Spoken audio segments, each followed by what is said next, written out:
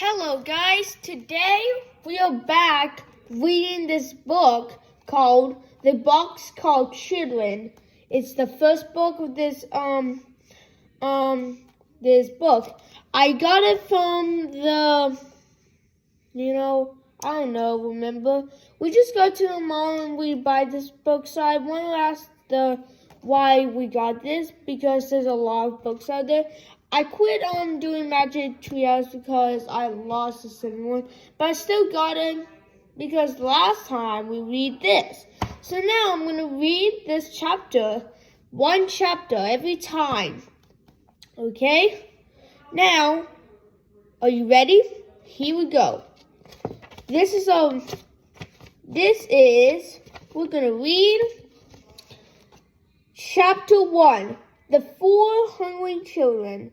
One warm night, 4 children stood in the front of the bakery.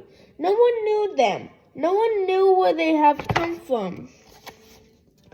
The baker's wife saw them first as they stood looking in at the window of her store. The little boy was looking at the cakes. The big boy was looking at the loaves of bread, and the 2 girls were looking at the cookies. Now, the baker's wife did not like children. She did not like boys at all. So she came to the front of the bakery and listened, looking very cross. "This cake is good, Jessie," the little boy said. He was about 5 years old. "Yes, Benny," said the big girl. "But bread is better for you, isn't it, Henry?" "Oh, yes," said Henry. "We must have some bread, and cake is not good for Benny and Violet." "I like bread best anyway," said Violet. She was about 10 years old, and she had pretty brown hair and brown eyes. "That is just like you, Violet," said Henry, smiling at her. "Let's go into the bakery. Maybe they will let us stay here for the night." The baker's wife looked at them as they came in. I want 3 loaves of bread, please," just said Jessie. She smiled politely at the woman, but the woman did not smile. She looked at Henry as he put his hand in his pocket for the money. She looked cross, but she showed him the bread. Jessie was looking around too, and she saw a long red bench on each window of the bakery. The benches had flat red pillows on them. "Will you let us stay here for the night?" Jessie asked.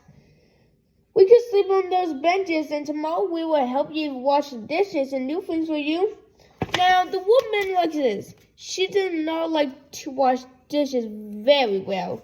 She would like to have a big boy to help her with the work. "Where are your father and your mother?" she asked. "They are dead," said Henry. "We have a grandfather in Greenfield, but we don't like him," said Benny. Jessie put her hand over the little boy's mouth before he could say more. "Oh, Benny, keep still," she said. "Why don't you like your grandfather?" asked the woman. "He is our father, and he didn't like our mother," said Henry. "So we don't... Can you please stop silent? "So we don't think he will like us. We are afraid he will be mean to us." "Did you ever see him?" asked the woman. "No," answered Henry. "Then why do you think he will be mean to you?" asked the woman. "Well, he never came to see us," said Henry. "He doesn't like us at all." "Where did you live before you came here?" asked the woman. But not one of the 4 children would tell her. We'll get along all right," said Jessie. "We want to stay here for only one night." "We may stay here tonight," said the woman at last, "and tomorrow we'll see what we can do." Henry thanked her politely.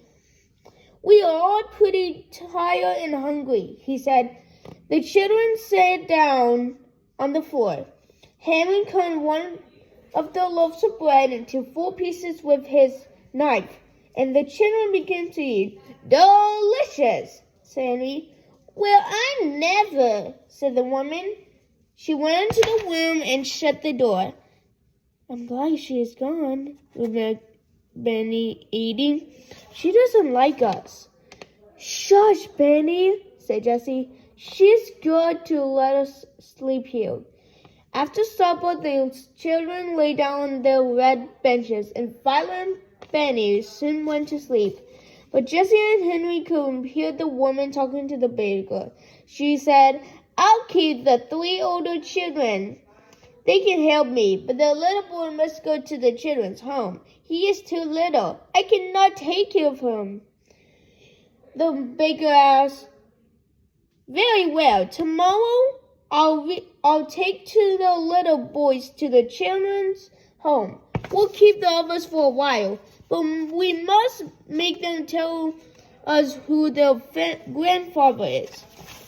Jessie and Henry waited until the baker and his wife had gone to bed. Then they sat up in the dark. Oh, Henry, whispered Jessie, let's run away from here. Yes, indeed, said Henry.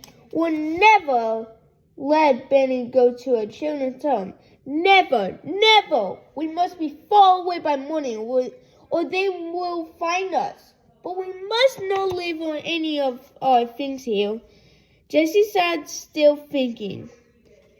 All clothes and a cape of soup and towels are in the big laundry bag. She said, Violet has her little work bag. And we have 2 loaves of bread left. Have you your knife in your money? Yes, Henry. I have almost $4. You must carry Benny, said Jessie. He will cry if we wake him up. But I'll wake Violet. Shush, Violet. Come, we are going to run away. If we don't run away, the baker will take Benny to a children's home in the morning.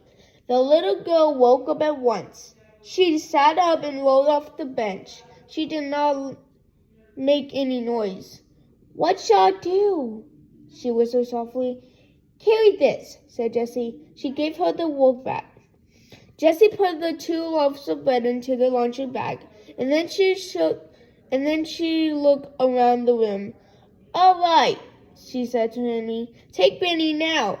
Henry took Benny in his arms and carried him to the door of the bakery. Jessie took the laundry bag and opened the door very softly. All the children went out quietly. They did not say a word. Jessie shut the door and they all listened. Everything was very quiet, so the 4 children went down the street, and oh my gosh, it was 8 minutes. Now, that is our first chapter.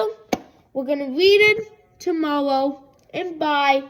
I hope you enjoy this. We're going to read chapter 2 tomorrow, and this book we're going to read is this chapter tomorrow. I'll see you another time. See you, and hit the like, subscribe to make up more videos, and bye.